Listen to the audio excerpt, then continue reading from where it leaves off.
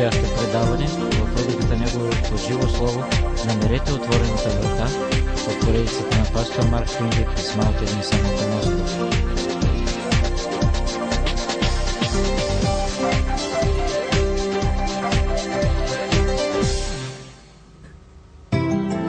Можете да гледате предаванията на ATN по вашия компютър.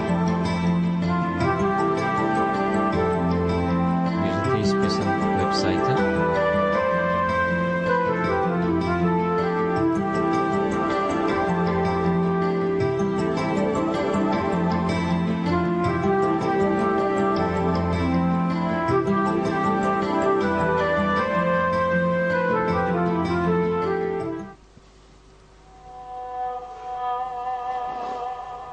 It is written представя.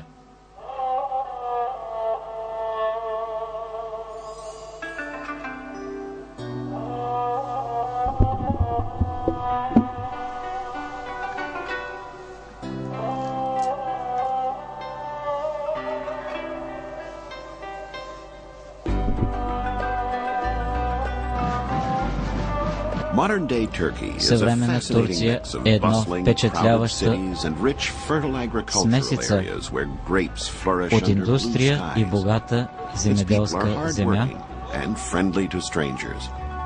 с народ, който е трудолюбив и който е приятелски настроен към чужденците.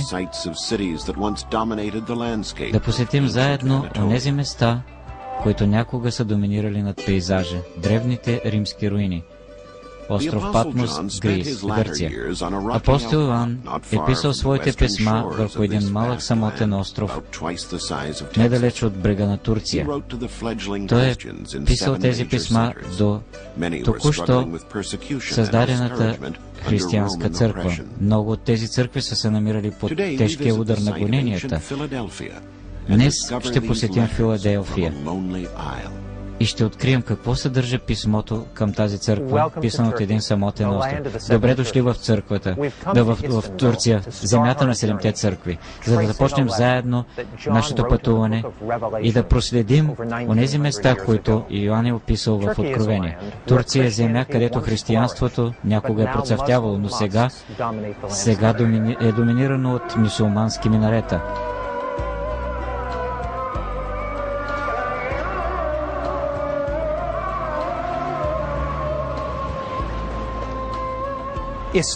Истанбул,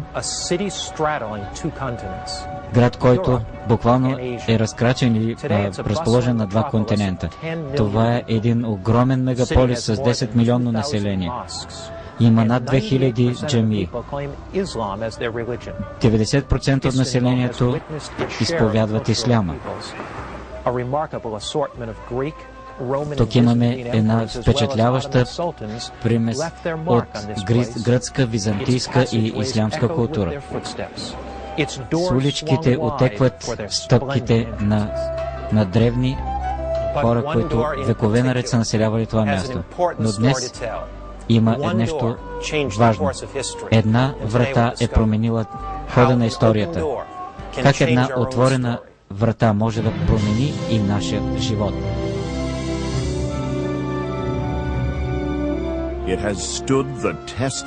Тя издържа изпита на времето.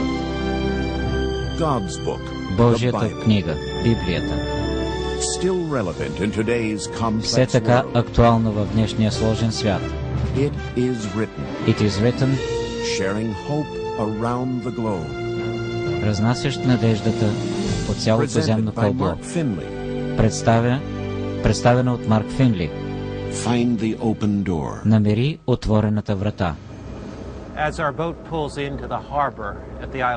Докато нашето корабче излиза от пристанището на остров Патмос, умът ми се носи 2000 години назад. Онези мисли, които са владяли апостол Йоан. Питам се, какво ли го е вълнувало? Какви ли мисли са го вълнували? Той, каторжникът, изоставен на този самотен остров. Той се е питал дали ще умре тук. въпреки че е толкова, въпреки че бил изолиран на този пустинен остров, Исус е посетен не от кой да е, а от самия възкръснал Исус Христос. Ние можем да намерим сведения за тази забележителна среща в книгата Откровение. И Исус диктува писмата на Йоан, които ще трябва да се отправят към църквите в Мала Азия. Великият лекар Исус и разкрива своята грижа за своето стадо, сред което е най-младата от 7-те църкви. Това е църквата в Филаделфия.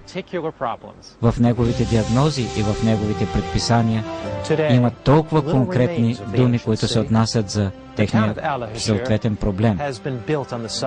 Филаделфия, Ала-Шехир, днешния Ала-Шехир, този град се е намирал на 24 мили от Сардис.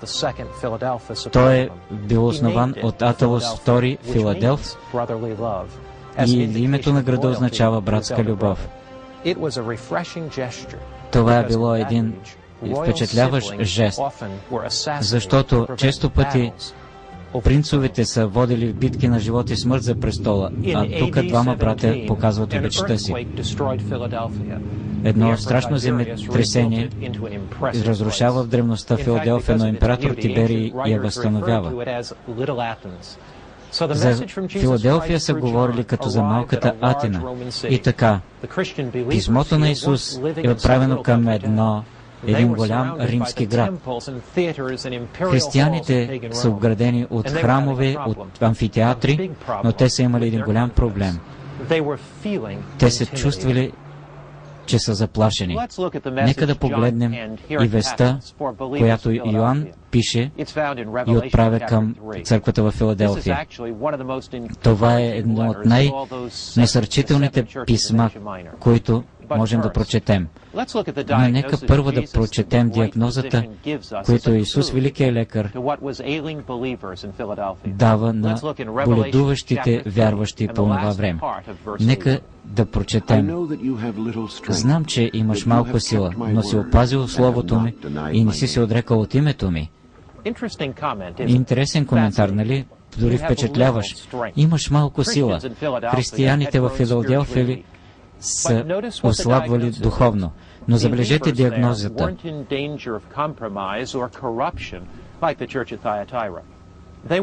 Те не са имали същия проблем, както църквата в Тиатира, нито проблема на църквата в Сардис. Тези хора са искали да служат на своя Бог.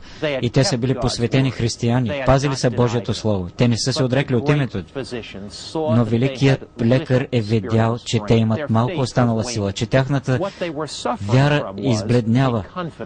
Онова, от което са страдали, е било проблема с тяхното доверие. Виждаме това малко по-ясно в следващия 9 стих.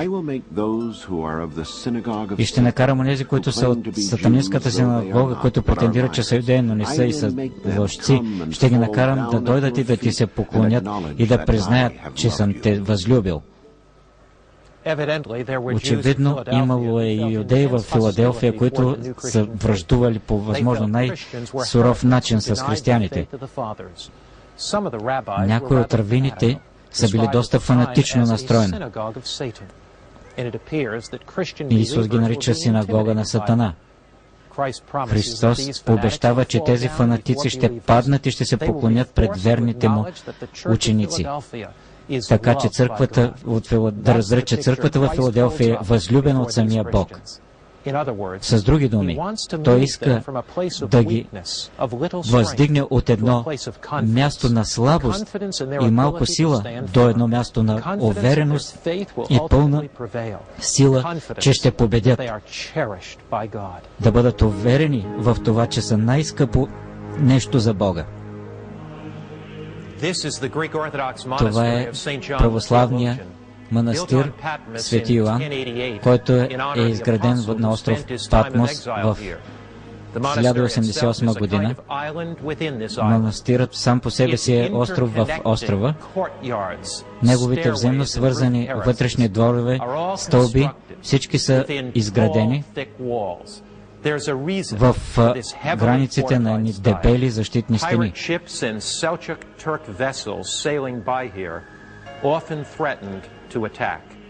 Често пъти те са били заплашвани от пиратски кораби или от турски набези. Патмос е бил прочут с това, че е белязан в библейската история. Това е съкровищницата на манастира. Тук има прекрасни шедьоври на изкуството. Много ранни библейски ръкописи. Едно от Евангелията, препис на Евангелието от Марк, както виждаме от 7 век.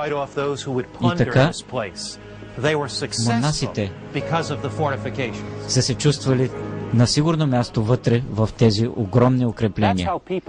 Така, понякога и хората на вярата се чувстват по същия начин. Дори да са обградени, обсъдени, те се чувстват уверени, но е много трудно това да стане, когато си обграден от атаките на света. Но великият лекар иска много по-големи и хубави, добри неща за нас, отколкото да се обградим в стените на един наш самотен остров. И ето предписанието, което ни дава Исус.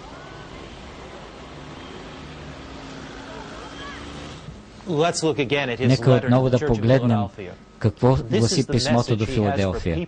Ето вестта, която Исус отправя към хората, които имат малко сила. Тези са думите на онзи, който е свят и истинен, който държи Давидовия ключ. Онова, което отваря, никой не може да затвори, каквото затвори, никой не може да отвори. Знам делата ти. Поставих пред тебе отворени врати, които никой не може да затвори. И знам, че имаш малко сила. Исус казва, аз поставих пред тебе отворена врата. Това е истината, която Исус иска тези хора да разберат. Той подчертава тази истина. Погледни към отворената врата. Ако си заплашен, погледни към отворената врата. Ако се чувстваш изолиран, виж отворената врата. Ако се чувстваш слаб и обезсърчен, погледни отворената врата. Но какво означава то? Това означава, не гледай само към проблема. Не гледай към препятствията и бариерите и врага. Бог винаги ти приготвя един изходен път. Той винаги разработва и разрешение на проблема. Не можеш непрекъснато да гледаш към това, което е лошо и неприятно за тебе. Независимо колко да е страшен този проблем, в Божите очи той няма никакво значение. Ето една голяма каменна стена пред тебе. Но понякога една малка врата, отворена в стената, може да промени всичко. Нека да видим в 1452 година многохилядна турска армия обсажда Босфора и Константинопол. Но Константинопол е бил с 3 реда стени. Столицата на Византийската империя и в продължение на 1000 години е бил средище на християнството. Но този път султан Мохамед II, турците успяват да проникнат през тези дебели огромни стени. И падането на Константинопол е било направо ужас за тогавашното време. И Константинопол щеше да стане в продължение на много векове столица на султаните. Един триумф на една империя над друга. Но има един факт, който отбелязва тази повратна точка. Един от войниците, обсаждащи вградена в забележително големите стени на Константинопол се намирала една малка вратичка, наречена Керка порта. Керка порта имала една единствена функция. Тя е била авариен изход. И когато византийците получили някакво откровение, пророчество, че могат турците да влезат през тази врата, те я зазидали. И когато вратата по-късно била отново отворена,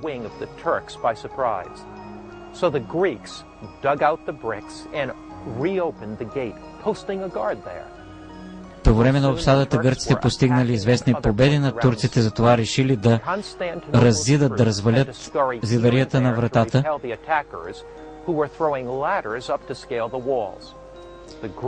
Но гърците трябвало да напуснат мястото при една внезапна контратака на турските сили. И това ги накарало да забравят вратата отворена. За голяма изненада, те стигнали, турците, атакуващите турци стигнали, вървейки по пресушеният крепостен ров, една малка врата, която се намерила отворена. Изпратили сигнал и много скоро хиляди турски войници нахлували през тази врата. Константинопол паднал само след часове.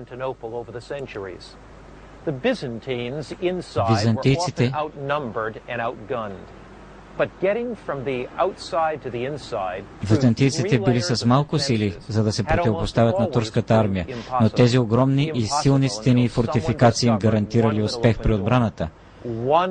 Едно обаче не им достигна. Една малка врата е останала отворена. И заради една врата цяла една империя се срутва и пада в забвение на историята. Ето вестта на Исус, която Той дава, която Той дава на своя народ, за да укрепи падналите. Погледни във вратата. Погледни във вратата, към вратата, която е в стената. Той казва, че във всяка една ситуация, независимо колко безнадежна е тя и отчаиваща, Той ще изнамери изходен път. Ето, погледнете Керкапорт. Погледнете я. Ето е отворената врата. Много е важно да упорстваме до край. 3 глава на Откровение, 10-11. Защото си опазил заповедите ми да постоянстваш, а също ще те опазя от часът на изпитанието, който ще дойде на целия свят. И ето, аз идвам скоро. Дръж здраво това, което имаш, за да не ти не отнеме никой венеца. Исус обещава, че по време на изпитанието ние ще бъдем с Него. Исус ще дойде скоро. Той вече има своят отговор и разрешение на нашия проблем. Не позволявайте нищо да ви възпрепятства от блаженната надежда и очакването на Божият изходен път, Бог, за който нищо няма невъзможни неща.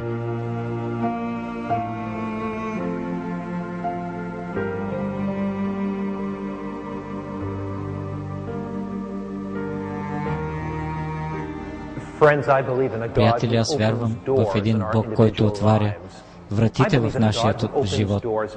Аз вярвам, че Той отваря и вратите и в историята. Спомнете си за Константинопол и неговото падане. Тази велика катедрала, Агея София, Света София, е била седалище на световното християнство. В деня, в който Константинопол пада, може би християните събрани в тази катедрала са си мислили, че Бог е изоставил своя град и своя народ. Но помислете какво става и в европейския свят, в протестантската реформация. Ян Хус в Бохемия, Джон Уиклиф в Англия вече са приготвили пътя на светлината, по който щеше да тръгне Лутер, и чрез когото Бог щеше да предизвика едно духовно събуждане на цяла една покрита в мрак Европа. Една врата трагично е била затварена, но друга в същото време се е отваряла. Този град е бил в духовна мъгла в продължение на много векове. И ето, в резултат на това той пада под робството на турците. Но Бог винаги има отворена врата, независимо от трудността на положението.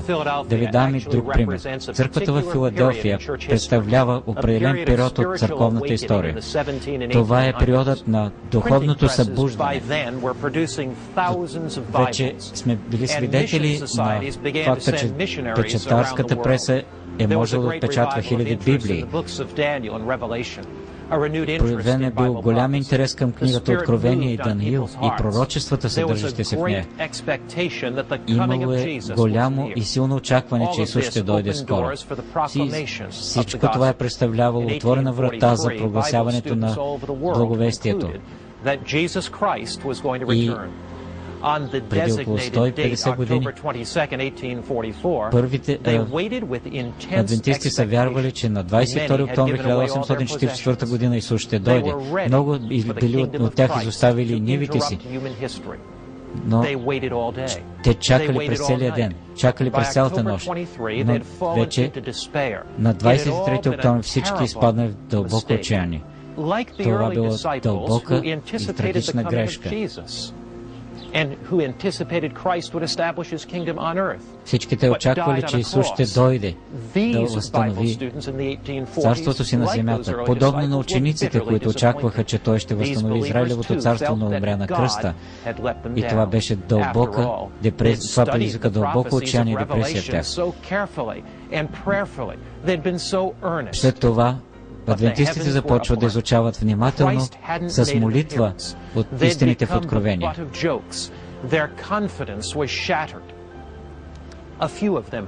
Едва неколцина от тях започват да разглеждат пророчествата и обещанията в Библията от един друг ъгъл.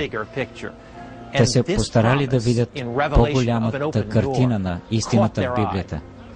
И ето един детайл привлякал вниманието им. Те открили чудната истина за Христовото свещено действие в небесното светилище. Там, където Той стои като наш посредник и първосвещеник. Ето, пророчествата сочили на този факт.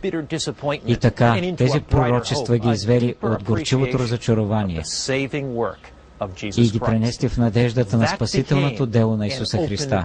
Ето това било отворената врата за тях. Църквата в Филаделфия е църквата на отворената врата. Писанието казва, че тази църква има Давидовия ключ. Давидовия ключ са месианските пророчества, дадени чрез Давид за идващия Месия. Това също включва и денят, в който Месия ще дойде за втори път, за да установи своето вечно царство. Бог поставя отворената врата пред църквата на Филаделфия. Врата, която никой не може да затвори. Бог отваря вратата за прогласяването на веста за второто пришествие. Искам да ви кажа, че точно сега Христос отваря врати по целия свят, отваря врати за разпространението на адвентната вест, за Неговото скорошно идване, за това, че Той е Господ на всички. Гледал съм в тази аудитория как хората предават стотици хора предават живота си в Христос и в Неговите ръце и биват кръщавани. Хиляди и хиляди отговарят на тази вест и на нейният призив. За мен това беше една смайваща опитност, защото Бог действително отваря вратите за благовестието си. Той създава тази духовна мощ, която никой не може да спре. Помнете как Исус само определи себе си, представи себе си на вярващите в Филаделфия. Той е този, който отваря вратите. И още нещо, Той отваря вратата, която никой не може да затвори. Ако Христос е към нас, никой не може да е срещу нас. Той побеждава най-непобедимите сили. Никой не може да затвори вратата, която Той отваря. Помните, че огромен камък беше привален на неговата гробница, но Исус, на Лазаровата гробница, но Исус отвори и този гроб. Гробът не можеше да задържи и нашия Господ. Помните и просекът, който молеше за милост и беше сляп, но Исус отвори и неговите очи.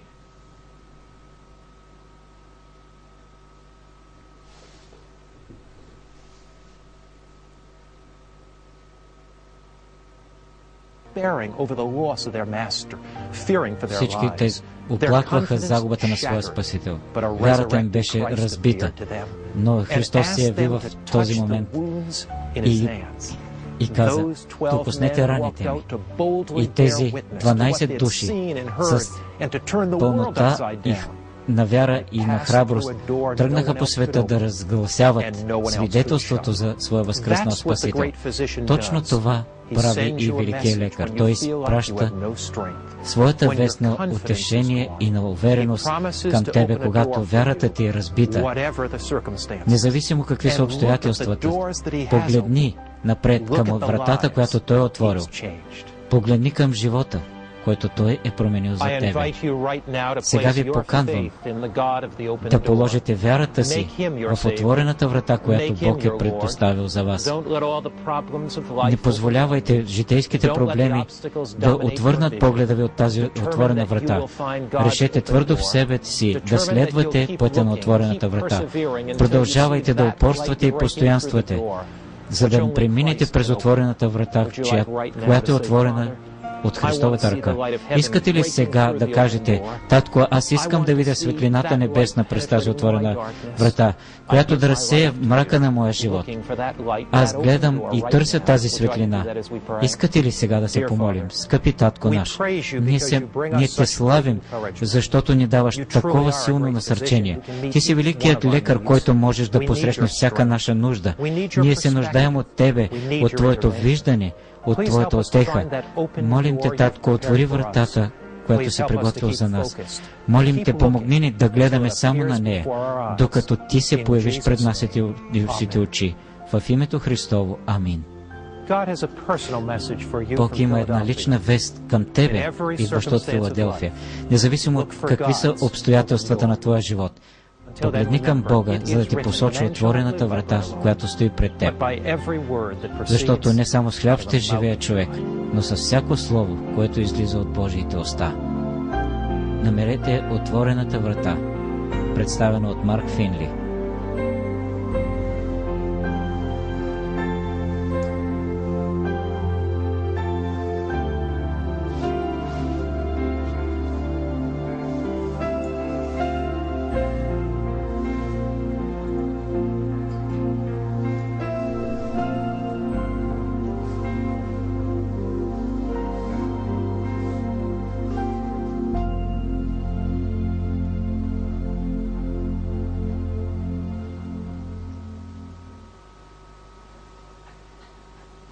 Тази програма достигна до вас благодарение на съдействието на It is Written.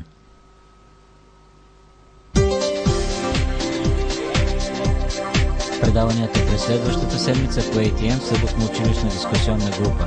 Надеждата твърде много или недостатъчна? В рубриката Неговото живо слово трябваше ли той да умре с пастор Джеф Юлган?